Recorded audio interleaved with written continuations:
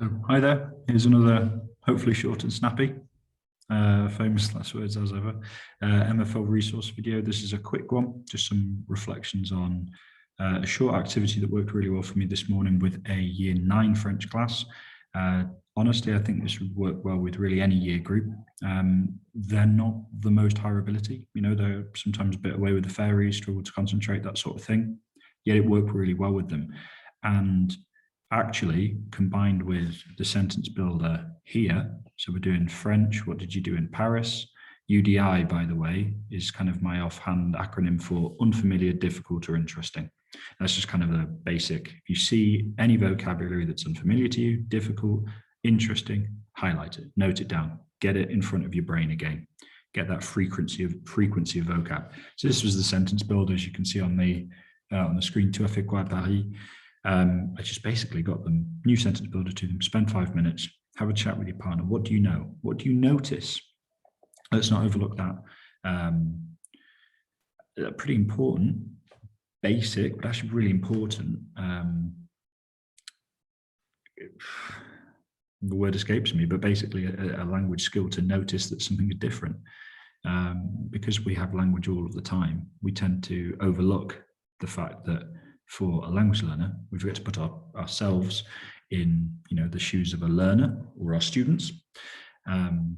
Maybe that's an encouragement for us to, always be learning, so that it's not difficult for us to remember or imagine what it's like to be encountering something that's difficult. For some of them, they really struggle with, say, the difference between and heure, especially because they sound very similar. And so noticing, there's an S there, maybe it's because it's plural. And, with a good class, you could start asking, okay, what sort of little rules or patterns are you spotting? And, you can kind of verify them, give them some feedback. So I've got plenty of activities here, and I'd love to share more of them with you in the future. The one that we kind of spent the bulk of the lesson on is called missing accents and capital letters. Now, in this, it really is as simple as the text here is hidden, it's yellow, so you can't see it. Now, you could give the kids a handout so that there's no sentence builder, there's no temptation for them to be checking. This could all be done on paper. I've got the highlights here of the mistakes. Imagine that they aren't there.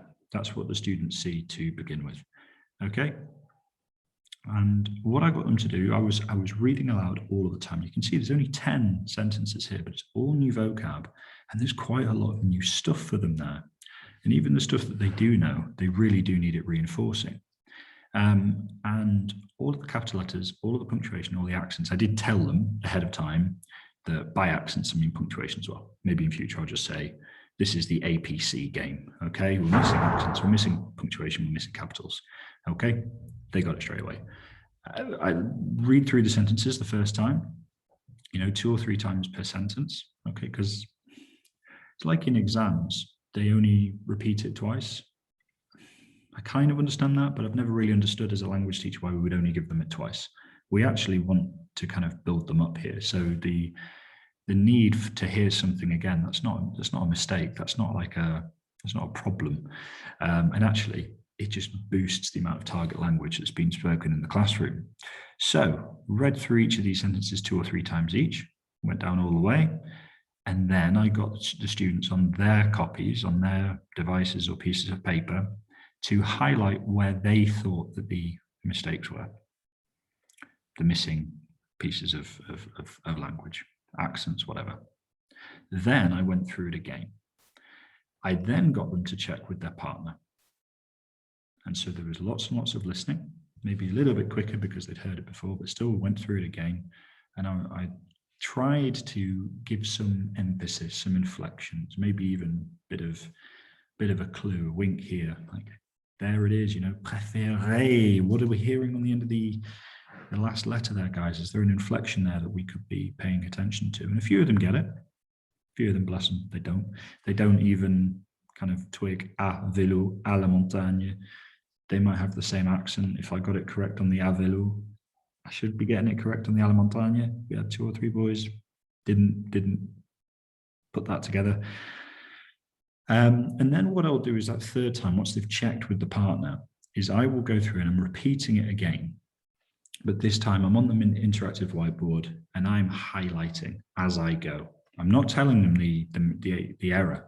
I'm not telling them what's missing. I'm just highlighting to them there is something missing here. And so it's kind of halfway between giving them the answer and not. And they start to figure out, oh, right, I missed that. Oh, I got that correct. Oh dear, I've got something there that shouldn't be there. You know, like on demi-heure, you might have put something there. There isn't an accent there. And so what I told them is basically you need colors for everything. So have a color for, you know, if you got something right and it's right on, you know, when Sir did it on the board, have a different color for something that you didn't get but needs to be there, and then maybe just circle in red something that you put there that shouldn't be there. And they figured that out pretty quickly. And then whilst we were doing that, whilst I was going through and I was doing the highlighting, that was when they were also adding in their accents. So they started off with just highlighting because I wanted them to focus on noticing, just figure out the placement of the error, just notice that there's something wrong here. And then on the second and the third, I should have said this earlier, but on the second read through when I was speaking aloud and on the third, that's when they started to put in their accents. And that worked really well, that kind of progression, and it really helped this kind of low to middle ability class. Beyond that, what then happened after the third read through was they checked with their partners a final time. And again, actually, I was pleasantly surprised. They are quite a chatty group, but they were on target. I was obviously circulating and just kind of, you know, tapping the table. Come on, let's focus on the task at hand. Just keeping 13, 14-year-old boys on task. But they did really well with that, and their conversation was directed and was relevant. And then after that, I read through a fourth and final time. So they heard these sentences quite a lot, and they'd heard lots of repetitions of j'ai fait, j'ai écrit. That's only a good thing.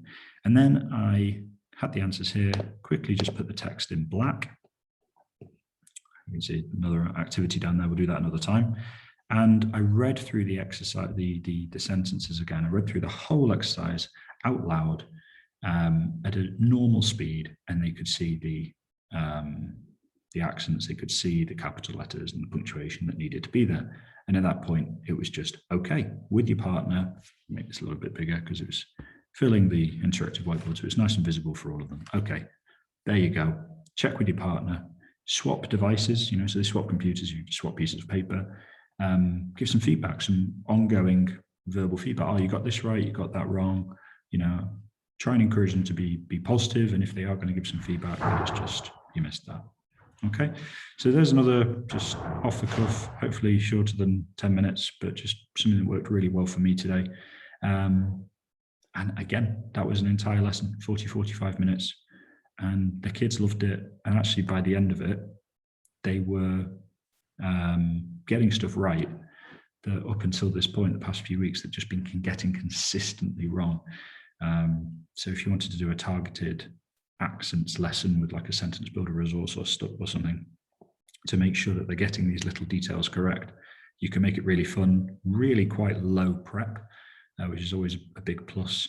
And the kids loved it. There was lots of target language listening and lots of reading, and it worked really well for them. So I hope that's of some use and enjoyment to you. Maybe it's just me. Maybe I'm a weirdo that just loves creating new resources and giving my students a fun time learning a language, but I feel really blessed with the subject that I get to teach. And I just love kind of tinkering and trying to make the MFL classroom as fun and enjoyable and fulfilling as it can be. So I hope you share that, and therefore let this video, you know, thank you very much. Have a lovely day.